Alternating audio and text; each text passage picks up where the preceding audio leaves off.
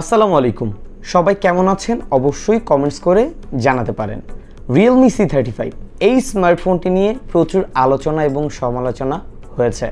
স্মার্টফোনটি finally বাংলাদেশের বাজারে উপস্থিত হলো। স্মার্টফোনটি বাংলাদেশে অফিসিয়ালি লঞ্চ করা হয়েছে মাত্র 16,990 টাকায়। এই প্রাইস সেগমেন্টে অফার করছে 4GB র্যাম, 128GB রম। সো ভিউয়ার্স, জানবো এই স্মার্টফোনটির মধ্যে আরও কী কী প্রোভাইড করছে Realme C35। যারা ভিডিওটি দেখছেন অবশ্যই ভিডিওটিকে লাইক করতে ভুলবেন না, ভালোবেসে চ্যানেলটিকে সাবস্ক্রাইব করতে ভুলবেন না। চলুন ভিউয়ার্স, শুরু করব। আপনারা দেখছেন JK tech BD YouTube channel.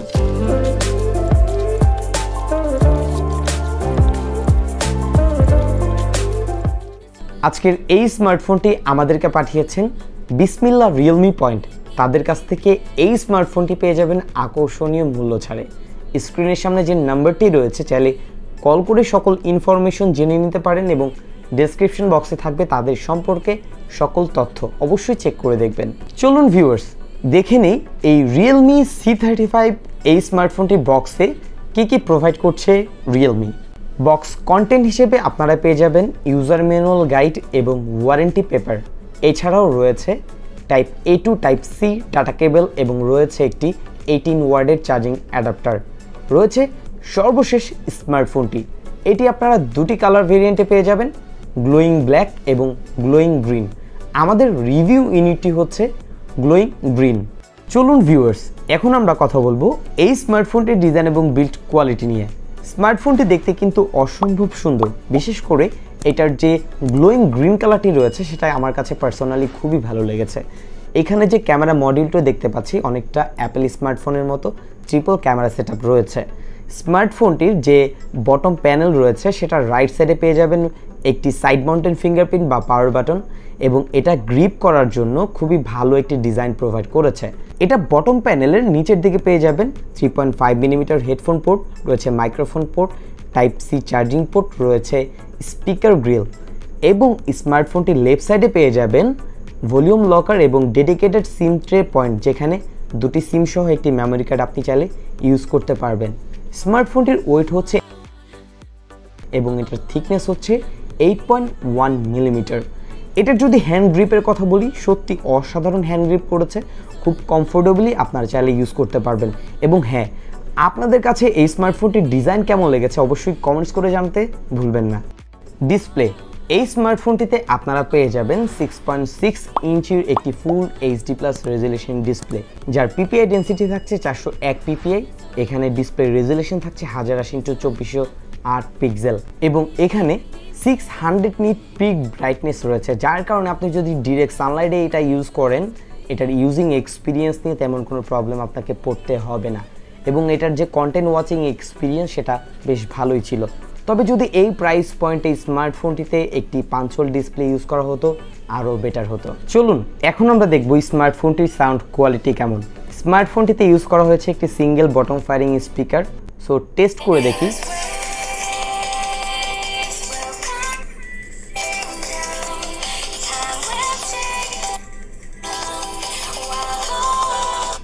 এটার যে সাউন্ড কোয়ালিটি মোটামুটি অ্যাভারেজ, আশা করছি এটা দিয়ে কমপ্লেন করতে পারবেন না, মোটামুটি আপনার কাজ চালিয়ে নেওয়ার মতো। পারফরমেন্স সেকশন, চলুন দেখে নেওয়া যাক স্মার্টফোনটির পারফরমেন্স সেকশনে কী কী স্পেসিফিকেশন আমাদেরকে অফার করছে।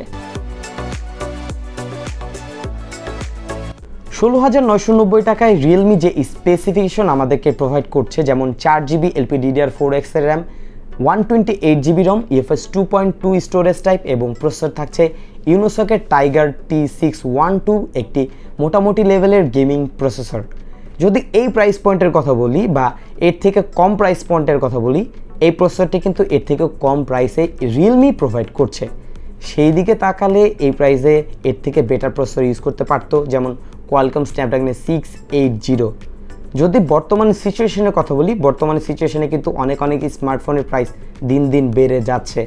সেই তুলনায় এটা যে স্পেসিফিকেশন রয়েছে বর্তমান সিচুয়েশন অনুযায়ী মোটামুটি বলতে পারছি। যদি এই সিচুয়েশন ভালো হয়ে যায়, সেই অনুযায়ী এই স্মার্টফোনটির প্রাইস কিন্তু রিয়েলমিকে কিছুটা কমিয়ে আনতে হবে, তাহলেই মোটামুটি একটি ভ্যালু ফর মানি প্রোভাইড করবে রিয়েলমি। এই স্মার্টফোনটির পারফরমেন্স সেকশনে যে স্পেসিফিকেশন রিয়েলমি প্রোভাইড করেছে সেই অনুযায়ী এটা পারফরমেন্স বেশ ভালোই পেয়েছে।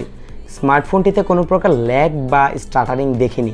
একসাথে অনেকগুলো অ্যাপসও ইউজ করেছি, সেই ক্ষেত্রে কোনো প্রকার ল্যাগ বা স্টাটারিং এই স্মার্টফোনটিতে লক্ষ্য করিনি।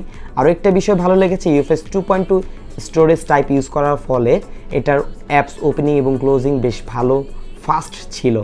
স্মার্টফোনটির গেমিং এক্সপিরিয়েন্সের কথা বলতে গেলে স্মার্টফোনটিতে আপনারা যারা ফ্রি ফায়ার খেলবেন আলট্রা গ্রাফিক্সে কিন্তু খেলতে পারবেন।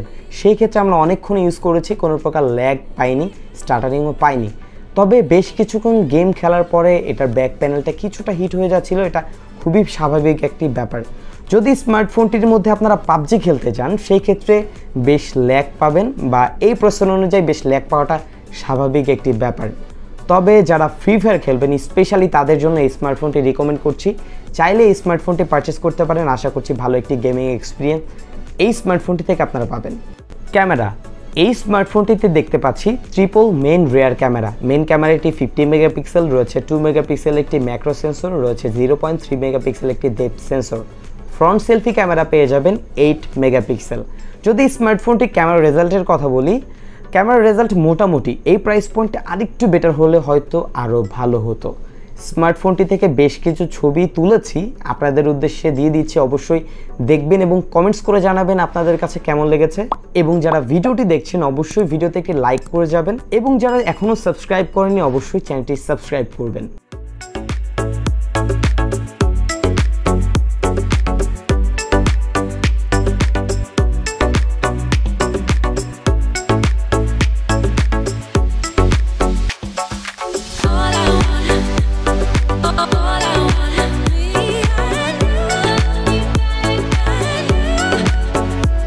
এখন যে ভিডিওটি আপনারা দেখতে পাচ্ছেন এটা হচ্ছে এই স্মার্টফোনটির রিয়ার ক্যামেরা থেকে করা হয়েছে।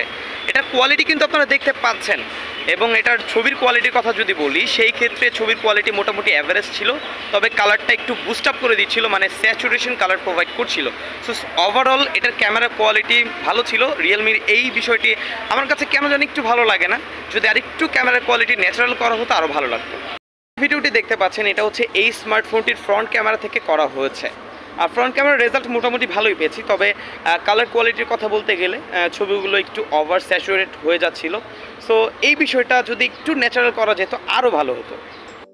ওএস বা অপারেটিং সিস্টেম, বর্তমানে অনেক স্মার্টফোন ব্র্যান্ড কিন্তু প্রোভাইড করছে অ্যান্ড্রয়েড 12, বাট এই স্মার্টফোনটিতে আপনি পেয়ে যাবেন অ্যান্ড্রয়েড 11 এবং রিয়েলমি ইউআই। স্মার্টফোনটিতে অ্যান্ড্রয়েড 11 থাকার কারণে আমার কাছে ভালো লেগেছে, কেননা অ্যান্ড্রয়েড 12-এর যে স্মার্টফোনগুলো বর্তমানে আমরা দেখতে পাচ্ছি বিভিন্ন স্মার্টফোনে বিভিন্ন ধরনের সমস্যা, যেমন স্মার্টফোন স্লো হয়ে যাচ্ছে, ক্যামেরার কোয়ালিটি কিছুটা লো গ্রেডের হয়ে গেছে, আবার কারো কাছে স্মার্টফোনগুলোর যে ব্যাটারি রয়েছে সেটা অনেক বেশি ড্রেন হচ্ছে। সো অ্যান্ড্রয়েড 11-এ কিন্তু এই ধরনের প্রবলেমগুলো খুবই কম বলা যাচ্ছে।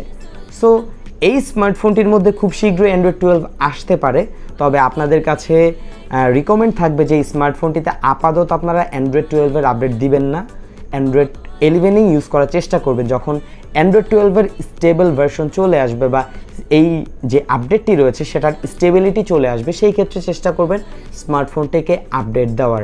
এটা আপনাদের জন্য একটি পরামর্শ রইল।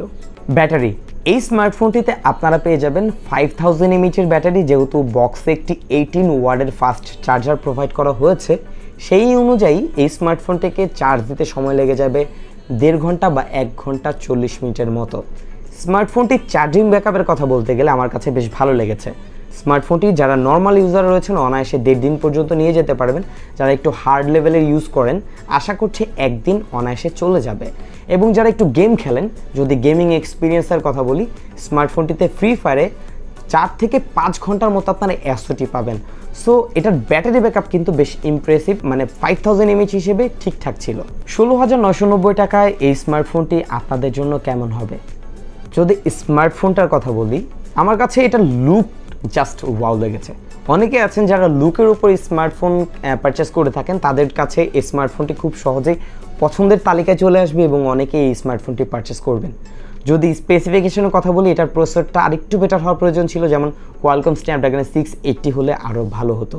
ভালো একটি ডিসপ্লে প্রোভাইড করেছে, বাট স্মার্টফোনটিতে একটি পাঞ্চুয়াল ডিসপ্লে হলে আরও বেটার হতো।